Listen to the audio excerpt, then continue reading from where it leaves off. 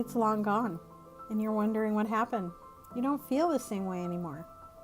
Maybe you're lonely. Maybe you just feel empty. You're in a relationship. You know the person loves you and you love them. It's just not the same. It's not the same it was last year or last month. Something's different and you're missing it.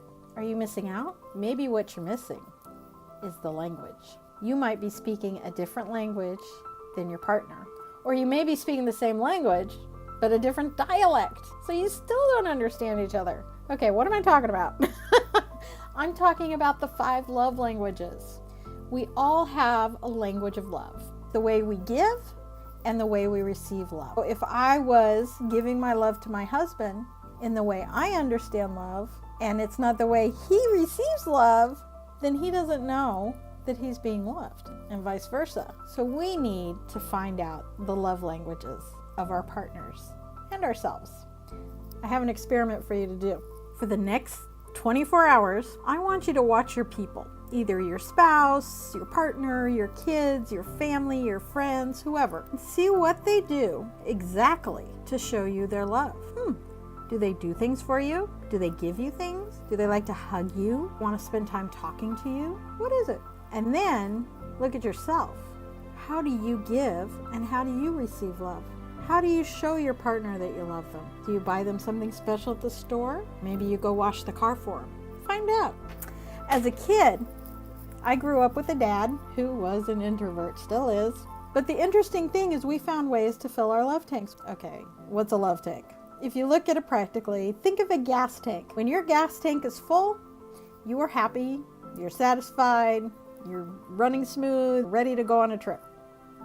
But when your gas tank gets low, you get a little anxious. You start to recognize, I gotta stop at the gas station. I need to make sure I have X amount of dollars to pay for my gas. I better get to the gas station, it's going in the red. A little nervous, anxiety. Your love tank is kind of the same. When your love tank is full, you're feeling good. You're feeling love, satisfaction, ready to take on the world. But when your love tank gets empty, you might feel a little alone, maybe a little anxious, maybe irritated, or even angry if your love tank's been empty for a long time. With my dad, being that we were introverts, we found a way to fill our love tanks. When I grew up, he had a boat, and every weekend we'd go down to the boat with the family, and he'd be working on the boat. He'd be varnishing, cleaning, painting, I don't know what he's doing. But he was always working. It wasn't a weekend of fun on the boat, it was a weekend of dad working on the boat. Just as a kid, I wanted to stay home and play with my friends, but I had to go to the boat. But the interesting thing is I always felt full after a weekend at the boat. And the reason why? Well, my love language is time. So while he was working on the boat, I was under his feet, literally, because I'd be laying on the dock, leaning over the dock and poking all the little creatures underneath the dock, playing with them. And every time my dad was nearby, I'd talk to him about it. Suddenly, my love tank is filling up because he's nearby. We're doing activities together. They're not the same activities, but we're together. And I knew if I had a question or I wanted to show him something, he was right there. And then, of course, we'd eat meals together, and then Sundays we'd go to church together. So it's not like we had these big, deep, meaningful conversations at all, but my love tank got full because that was my love language, time. So all of this is great information, and it comes from the book, The 5 Love Languages by Gary Chapman. You can get the book online on Amazon, also at all the bookstores. It's got some great information, and it's very fascinating finding out or relearning what your love language is. In fact, my husband and I reread it after 25 years of marriage, and it opened our eyes up to patterns and behaviors we did to fill our love tanks without even realizing it. It's very enlightening. My husband discovered he thought he was one love language, but when he looked over his life and thought about it some more, he's actually a different love language. What is a love language? It is the way we give and we receive love. If our partner has another love language and we speak our love language to them, they're not going to see it. They're not going to feel it. They're not going to understand it. So many people say, oh, I love my spouse so much. I've done so much for them. I do this and this and this. And the other one turns around and goes, yeah, I don't feel the love. Because you're speaking a different language. So it's worth learning a second language here. Now, let's highlight the languages, okay? The first one is words of affirmation. That's a person who wants to hear how much you love and care for them with compliments and with kindness. honey, I really appreciate the way you treated my family with such respect. I can't tell you how much I appreciate it, so thank you. That's it. There's a word of affirmation.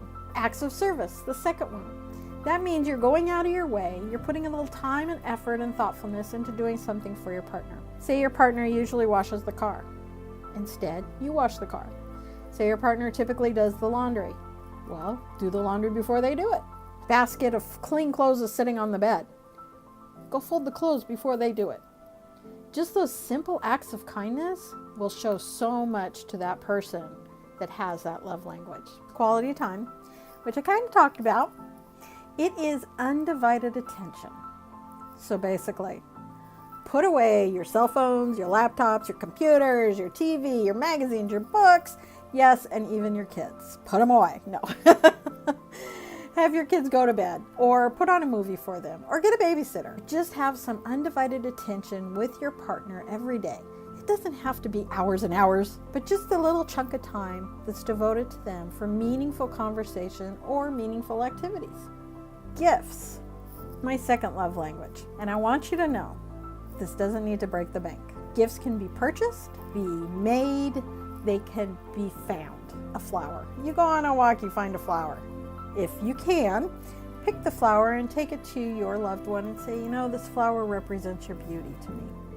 Or this flower represents our relationship and how much it's grown. Whatever you want to say. But put thought behind the gift. And again, it doesn't have to be store-bought. It could be something you find or something you make. It's the thought behind it and the thought that you were thinking of that, your partner, your loved one, when they weren't around. And then finally, physical touch. Now that doesn't mean sex. It does lead to sex, which is always good. But what we're talking about is affectionate embraces. Maybe holding hands, maybe sitting close together, maybe rubbing their backs, maybe cuddling up, maybe coming up from behind them and giving them a hug. Those are physical touches, physical affection. And it doesn't always have to lead to sex. So in all of these languages, we have different dialects as well. Just like a person from California speaks English, but it certainly isn't the same as a person from England who speaks English. It's a different dialect. Even though you may understand the language of your partner, are you speaking the right dialect? Do the experiment. Watch them. See what they're doing. And then you'll find out.